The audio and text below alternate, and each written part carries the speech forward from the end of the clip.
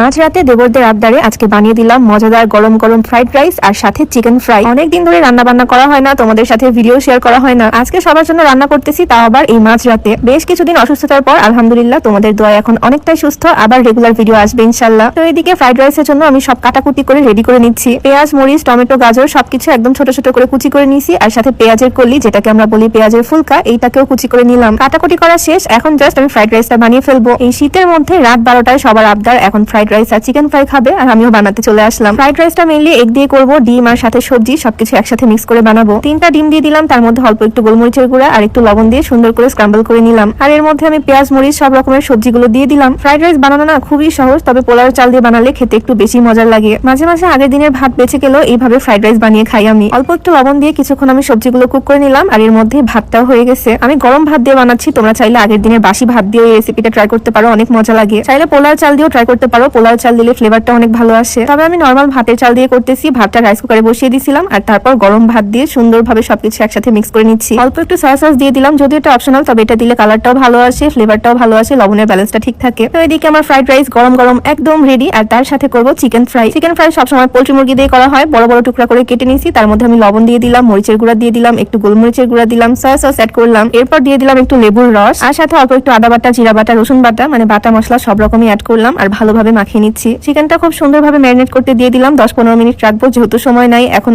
অনেক রাত। এর মধ্যে একটা বাটিতে 2টা ডিম ভেঙে নিলাম, তার মধ্যে লবণ দিয়ে ফেটে নিচ্ছি। এই বাটিতে করে হালিম পার্সেল দিছিল, আসলে ভিডিও বানানোর সময় ভালো বাসন কোসন খুঁজে পাই না। যাই হোক, একটা প্লেটের মধ্যে এখন আমি সুন্দর করে ব্রেড ক্রাম্বস গুলো ঢেলে নিচ্ছি। সবকিছু কিন্তু রেডি, এখন শুধু চিকেন গুলোকে ফ্রাই করে নিব। খুব তাড়াতাড়ি সবকিছু কমপ্লিট করতেছি। এই শীতের মধ্যে এত রাতে বেশিক্ষণ রান্নাঘরে থাকতেও ইচ্ছা করতেছে না। ভিডিওর মধ্যে তো ফ্রাই প্যানের মধ্যে আমি সুন্দরভাবে তেল দিয়ে দিলাম অনেকটা। ম্যারিনেট করা চিকেন গুলো ফার্স্ট আমি ডিমের মধ্যে সুন্দরভাবে ডুবিয়ে নিলাম, আর এখন ব্রেড ক্রাম্বস দিয়ে কোট করে নিব। প্যাকেট ব্রেড ক্রাম্বস বাড়িতেই ছিল, সেজন্য এটা ইউজ করলাম, নয়তো কর্নফ্লাওয়ার ময়দা ইউজ করতাম কোটিং এর জন্য। টোস্ট বিস্কিট গুঁড়া করেও চিকেন ফ্রাই কোটিং করা যায়, পাউরুটি গুঁড়া করেও করা যায়, অনেক রকম ভাবে কোট করা যায় চিকেন ফ্রাই। বাট আমি রেডিমেড ব্রেড ক্রাম্বস দিয়ে করতেছি আজকে, যেহেতু সময়ও বেশি নাই, একদম তাড়াহুড়া করে সবকিছু বানাচ্ছি। চিকেনের পিস গুলো বড় বড় রাখছি, যাতে ফ্রাইড রাইসের সাথে খেতে মজা লাগে। রাত্রেবেলা আজকে দারুণ খাওয়া দাওয়া হবে সবাই মিলে। এপাশ ওপাশ আমি সুন্দরভাবে ব্রাউন করে লাল লাল করে ভেজে নিচ্ছি। দেখো কত সুন্দর কালার আসছে, একদম ডার্ক একটা কালার চলে আসছে। চিকেন ফ্রাই সস দিয়ে ডিপ করে খেতেও খুব মজা লাগে। তবে আজকে যেহেতু ফ্রাইড রাইস করছি, ফ্রাইড রাইস দিয়ে আজকে সবাই মিলে খাবো। ভাতের চাল দিয়ে করা হয়েছে, এটা পোলাও চাল দিয়ে করলে আরো সুন্দর ফ্লেভার আসতো, তবে এটা অনেক মজা লাগবে। অনেক রকমের সবজি দেওয়া আছে, ডিম দেওয়া আছে, আর সাথে আছে ক্রিস্পি মজাদার চিকেন ফ্রাই। রাতের বেলা সবাই বসে পড়ছে ডাইনিং এ, সবাই মজা করে খাওয়া দাওয়া করতেছে, আমিও বসে পড়বো এখনই। যাকে রাত্রেবেলাও সবার আবদার পূরণ করতে পারলাম, এটাই অনেক। ছোট্ট ভিডিওটা তোমাদের কাছে কেমন লাগলো অবশ্যই কমেন্টে জানিও। দেখা হয়ে যাবে নতুন ভিডিওতে। সবাইকে আল্লাহ হাফেজ, আসসালামু আলাইকুম।